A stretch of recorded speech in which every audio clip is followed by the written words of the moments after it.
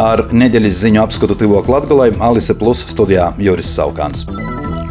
Laikam gan, lai uzlabotu Eiropīšu gora stāvokli pirms brīvdīnam, pīkdiņ publiskots Eiropas Savienības statistikas departamenta Eurostat dreizīs novērtējums gada inflācijai Eirozonā septembrī. Inflācija nekur nav pazudusi, bet sazamazinājusi gan līdz 4,3% salīdzinājumā ar 5,2%, kas bija fiksēti augustā. Tādā veidā septembrī reģistrēts zemākais inflācijas līmenis kopš 2021. gada oktobra. Lielākais cenu pieaugums salīdzinājumā ar 2022. gada septembrī gada laikā bija sportikai, alkoholam un tabakas izstrādājumiem. Šonedēļ publiskotais Krievijas finanšu ministrijas dokuments liecināja, ka Krievija nākošajā gadā gatavojās palielinot aizsardzības izdevumus par gandrīz 70%. Aizsardzības izdevumiem salīdzinot ar iepriekšējo gadu pieaugot par vairāk nekā 68%, jie sasniegs gandrīz 10,8 triljonus rubļu, jeb izsakot eiro 105,5 miljardus, kas ir apmēram 6% no Krievijas iekšzemes koprodukta, ja apmēram 3 reizes vairāk kā izdevumi izglītībai, vides aizsardzībai un veselības aprūpei kopā. To aprēķinājusi aģentūra AFP. Nacionālās aizsardzības akadēmijas drošības un strateģiskos pētniecības centra direktors Toms Rostoks, vērtējot stāvokli Ukrainas frontī, pīkdiņ televīzijas intervijā atzina, ka Krievija gatavojoties ilgam karam ar Ukrainu. Šonedēļ Latvijas Lielūs pilsētu asociācija vienojās ar ekonomikas ministru Viktoru Valaini no Zaļos zemnieku savienības, ka jomazināja birokratiskie šķēršļi Eiropas Savienības fondu apgūšanā.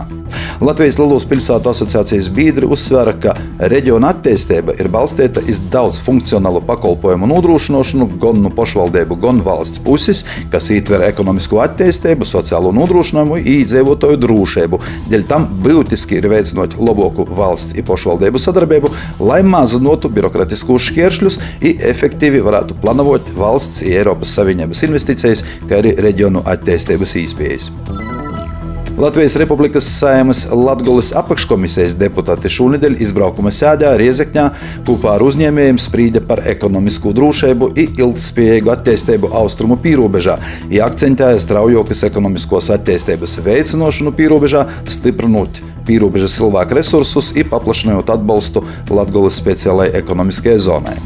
Apakškomisijas priekšsēdētājs Edmunds Teirumnieks no Nacionālās apvienības norādīja, ka esot porunoti uzņēmējdarbību kavējušie faktori austrumu pīrobežā, priekšlikumi attīstībai, finansējumi darba spēka pieejamībai, kā arī nodokļu politika, timā skaitā speciālos ekonomiskos zonas teritorijas paplašināšana, iekļaujot jomā arī Alūksnis novodu.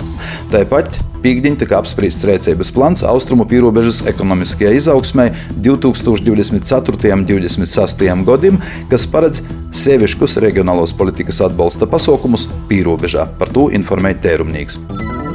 Jēkabpils novadā un pilsētā šonedēļ notikušas vairākas zakšanas epizodes no privātu īpašumiem un ākom, kā arī no transporta līdzekļiem. Par to ziņoja valsts policija.